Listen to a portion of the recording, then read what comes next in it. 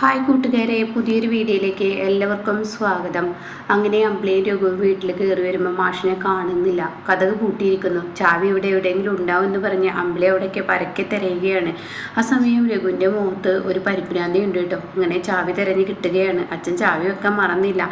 എന്നാലും അമ്മാവൻ നമുക്ക് എന്തായിരിക്കും വിളിക്കാതിരുന്നിട്ടുണ്ടാവുക എന്ന് രഘു പറയുന്നുണ്ട് കേട്ടോ.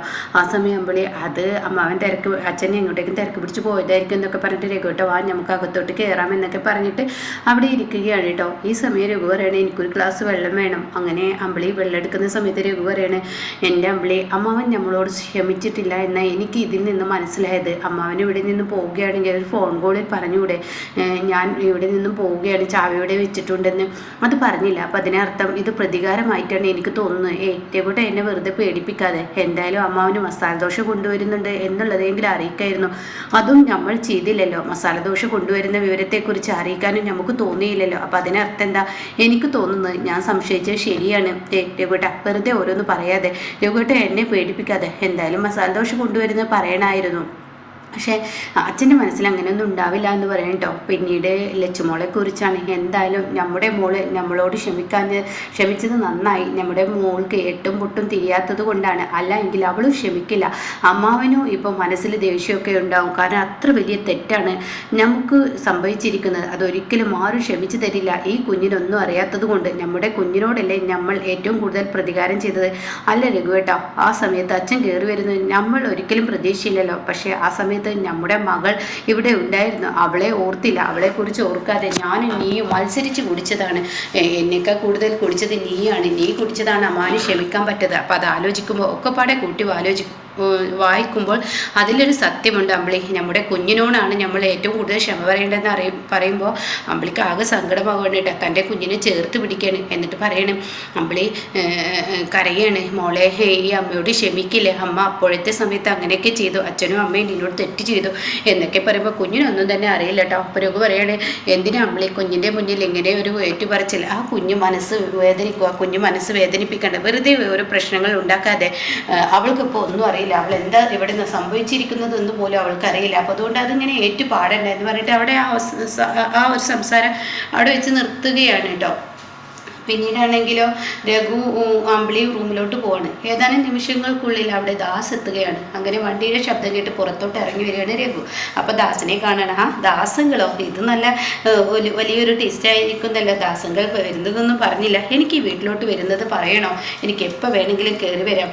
അല്ല, വീട്ടിലോട്ട് വരുന്നത് പറഞ്ഞിരുന്നെങ്കിൽ അച്ഛൻ ഇവിടെ ഉണ്ടായിരുന്നു എന്ന് അമ്പിളി പറയുകയാണ്. ഓ അണ്ണൻ ഇവിടെ ഇല്ലാത്ത വിവരങ്ങളൊക്കെ ഞാൻ അറിഞ്ഞിരിക്കുന്നു. അത് കേൾക്കുന്ന ഇവരുടെ മുഖത്തൊരു പരിഭ്രാന്തി കിട്ടോ. ഉടൻ തന്നെ രഘു ഇല്ല എന്ന് പറയുമ്പോൾ ദാസ് പറയണേ ഇന്നലെയും നിങ്ങൾ ഇവിടെ കാട്ടിക്കൂട്ടിയ ആ ഒരു കോലാഹലങ്ങൾ അമ്മാവൻ എന്നെ വിളിച്ചു പറഞ്ഞു, ഇന്നും പറഞ്ഞു. അപ്പോൾ ഇവിടുത്തെ സംഭവങ്ങളൊക്കെ ഞാൻ അറിയുന്നുണ്ട്. എന്നാൽ നിങ്ങൾ ഇവിടെ ചെയ്തിരിക്കുന്നത് എന്താ?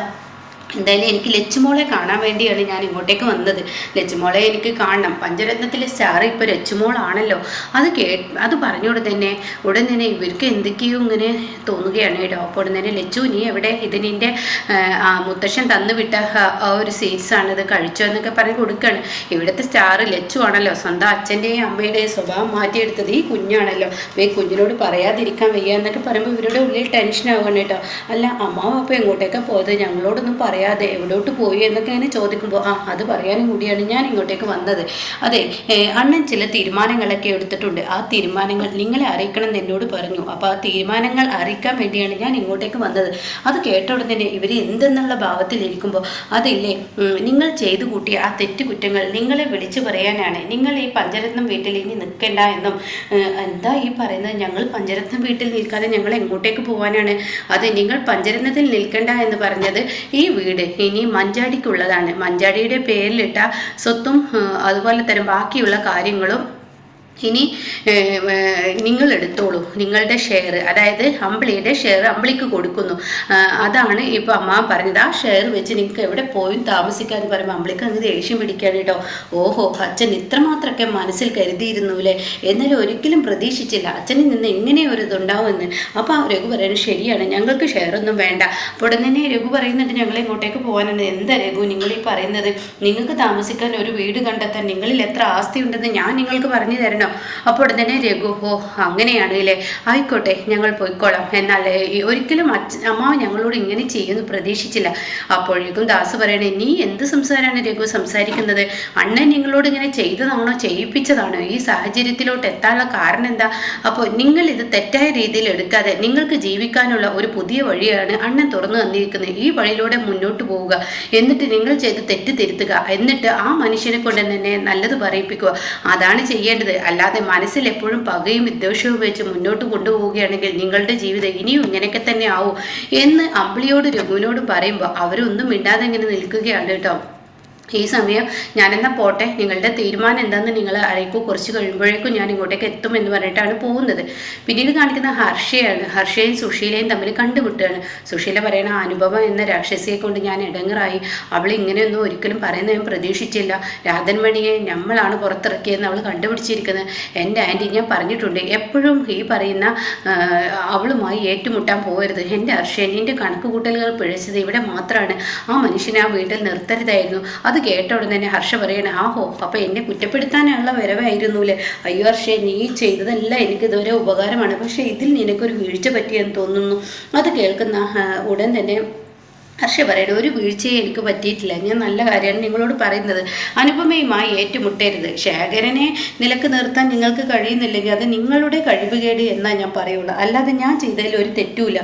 അപ്പോൾ അതുകൊണ്ട് നിങ്ങൾ ഹർഷ ചെയ്ത് തെറ്റാണെന്ന് പറഞ്ഞ് അങ്ങനെ ഇരിക്കാതെ നിങ്ങൾ നിങ്ങളുടെ ഭർത്താവിനെ നിലക്ക് നിർത്തി മറ്റുള്ളവരെ കൊണ്ട് ഒന്നും പറയിപ്പിക്കാതെ അവിടെ നിർത്താനുള്ള കഴിവ് നിങ്ങളിൽ ഉണ്ടാവണം. ഈ പറയുന്ന അനുപമയ്ക്ക് ഇടപെടേണ്ട ഒരു അവസ്ഥയും നിങ്ങൾ വരുത്താതെ ഇരിക്കണം എന്നൊക്കെ ഇങ്ങനെ പറയണം കേട്ടോ. ഇതേസമയം ഈ വാക്കുകൾ കേൾക്കുമ്പോൾ സുശീല ശരിയെന്ന നിലപാടിൽ നിൽക്കുകയാണ്. അപ്പോൾ ആൻറ്റി, അത് മാത്രമല്ല ഞാൻ വേറൊരു കാര്യം പറയാനും കൂടിയാണ് വന്നത്. 50,000 രൂപ ഉണ്ടല്ലോ, ആ 50,000 രൂപ എൻ്റെ അക്കൗണ്ടിൽ നിന്ന് മറിച്ചത് രവേട്ടൻ അറിഞ്ഞിരിക്കുന്നു. അപ്പോൾ ആ പണം ആർക്ക് കൊടുത്തു എന്ന് എന്നോട് ചോദ്യമായി. അപ്പോൾ ഞാൻ വേഗം പറഞ്ഞു സുശീല ആൻറ്റിക്കാണ്. അപ്പോൾ നീ എൻ്റെ പേര് പറഞ്ഞൂലേ? അതെ, ഞാൻ വേറെ ആരുടെ പേര് പറയും, അതുകൊണ്ട് ഞാൻ സുശീല ആൻറ്റിക്കാണെന്ന് പറഞ്ഞു. അപ്പോൾ ആ പണം തിരികെ കിട്ടില്ലേ എന്ന് എന്നോട് ചോദിച്ചു. അപ്പോൾ എൻ്റെ ആൻറ്റി എനിക്ക് പണം വേണം. ഓ, അപ്പം നിനക്ക് ആ പണം വേണമെന്നല്ല നീ പറഞ്ഞത്? അതെ, എനിക്ക് ആ പണം വേണം. ഈശ്വര, ഞാൻ ഇനി എവിടെ നിന്ന് ആ പണം സംഘടിപ്പിക്കാനാണ്? ഞാൻ ഇനി എന്താ ചെയ്യുക? ആ പണം എവിടെ നിന്ന് കിട്ടും? കുറച്ച് ഓടേണ്ടി വരും, എന്നാലും കുഴപ്പമില്ല, ഹർഷക്ക് തരാനുള്ളത് ഞാൻ തരാമെന്ന് പറഞ്ഞിട്ട് സുശീല അവിടെ നിന്ന് പോവുകയാണ് കേട്ടോ. പിന്നീട് കാണിക്കുന്നത് അനുപമയാണ്. അതായത് ശേഖരൻ ഇങ്ങനെ മരുന്ന് കുടിക്കാൻ മരുന്ന് ഇങ്ങനെ എടുക്കുകയാണ്, നന്നായി ചുമക്കുന്നുണ്ട്. ആ മരുന്നുമായി ശേഖരൻ അവിടെ വന്നിരിക്കുമ്പോൾ അനുപമ അങ്ങോട്ടേക്ക് വരികയാണ് വെള്ളവുമായി. അങ്ങനെ ശേഖരന് ആ വെള്ളം കൊടുക്കുകയാണ്. ഉടൻ തന്നെ മരുന്നിൻ്റെ ചിപ്പ് എടുത്ത് നോക്കുമ്പോൾ അതിലൊരൊറ്റ മരുന്നില്ല. അപ്പോൾ അമ്മ പുറത്ത് പോകുമ്പോൾ അച്ഛൻ്റെ മരുന്ന് ലിസ്റ്റ് കൊണ്ടുപോയില്ലേ? ഇല്ല മോളെ, കൊണ്ടുപോയില്ല. സുശീല എനിക്ക് മരുന്ന് കൊണ്ടുപോകും. എന്താ ഈ പറയുന്നത്? സുശീല ഒരിക്കലും എനിക്ക് മരുന്ന് കൊണ്ടുവരില്ല. അവൾ ഞാൻ ചാവുന്നെങ്കിൽ വേഗം ചത്തോട്ടെ എന്നാൽ ചിന്തിക്കുള്ളൂ. അപ്പോൾ അത് ഹർഷയോടും പറയുന്നുണ്ട് കേട്ടോ. ഞാൻ ഒരു പണി അങ്ങ് ചെയ്യും, അയാളെ അങ്ങ് കൊന്നിട്ട് ഞാൻ അത് അനുപമയുടെ തലയിലിട്ടിട്ട് ഞാനങ്ങ് സുഖമായി ജീവിക്കും, അതാണ് എൻ്റെ ലക്ഷ്യമെന്ന് പറയുമ്പോൾ വേണ്ടാത്തത് ചെയ്യേണ്ട, ഒരിക്കലും രക്ഷപ്പെടാത്ത ഒരു കുരുക്കായിരിക്കും നിങ്ങളുടെ തലയിൽ വീഴുക എന്ന് പറഞ്ഞ് ഹർഷ അവിടെ അത് നിർത്തുന്നുണ്ട് കേട്ടോ. അങ്ങനെ ശേഖരനോട് അനുപമ പറയാണ്, എന്തായാലും മരുന്നൊന്നും കൊണ്ടുവന്നില്ലല്ലേ? ഒരാളൊരു വാക്ക് പറഞ്ഞാൽ അത് വാക്കായിരിക്കണ്ടേ? ഇന്ദ്രട്ടനോട് മേടിക്കണ്ട എന്ന് പറഞ്ഞിട്ട് ഇപ്പോൾ ഈ പറയുന്ന അമ്മ മേടിക്കാതെ പോയത് അത് തെറ്റ് തന്നെ. എൻ്റെ വെറുതെ പ്രശ്നങ്ങൾ ഉണ്ടാക്കണ്ട. അപ്പോൾ ഉടൻ തന്നെ അനുപമ ചോദിക്കുക, അല്ല ഈ അമ്മയുടെ സ്വഭാവം എന്നും ഇങ്ങനെയൊക്കെ തന്നെയാണോ അച്ഛാ? ഒന്ന് പറഞ്ഞേ എന്ന് പറഞ്ഞ ഉടൻ തന്നെ സുശീല എന്നും ഈ സ്വഭാവമുണ്ട്, പക്ഷെ അത് വെളിയിൽ വന്നിരുന്നില്ല. മനുഷ്യത്വമില്ലായ്മ, മനുഷ്യത്വം ആരോടും അവൾക്കില്ല, തൊട്ട് ദൈവമില്ലാത്തൊരു സ്വഭാവമാണ് അവളുടെ. പക്ഷേ കുറേയൊക്കെ തെറ്റ് എൻ്റെ അടുത്തും വരും. അപ്പം അച്ഛൻ തെറ്റുകാരനാണെന്നാണ് പറയുന്നത്. അതെ, എൻ്റെ അടുത്ത് ഇഷ്ടം പോലെ പണം ഉണ്ടായിരുന്നു, പക്ഷേ വീട്ടിലോട്ട് ആ പണവുമായി വരണം എന്നുള്ള ആ ഒരു തോന്നൽ എന്നിൽ ഉണ്ടായിരുന്നില്ല. എന്നാൽ ആ പണം ഞാൻ വീട്ടിലോട്ട് കൊണ്ടുവരണമെന്ന് തോന്നൽ എന്നിൽ ഉണ്ടാക്കാൻ സുശീല ശ്രമിച്ചിട്ടില്ല, എന്നെ നേരാക്കാൻ അവൾ ശ്രമിച്ചിട്ടില്ല. അപ്പം അച്ഛൻ പറയുന്നത് എന്താ? അതെ, ഞാൻ ഒരുപാട് അവളെ ഇട്ട് ബുദ്ധിമുട്ടിച്ചു എന്ന് പറയാതിരിക്കാൻ വയ്യ, തെറ്റ് ഞാനും ചെയ്തിട്ടുണ്ട് എന്നിങ്ങനെ പറയാൻ കേട്ടോ.